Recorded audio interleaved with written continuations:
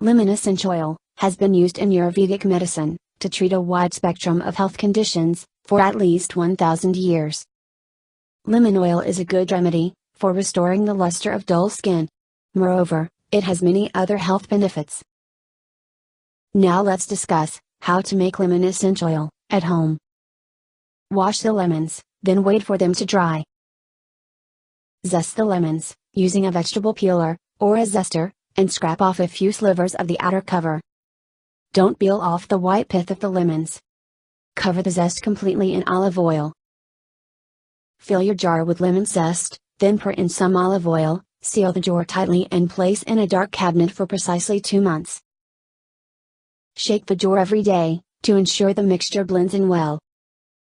Pour the oil in a separate container, then strain off the lemon zests from the mixture.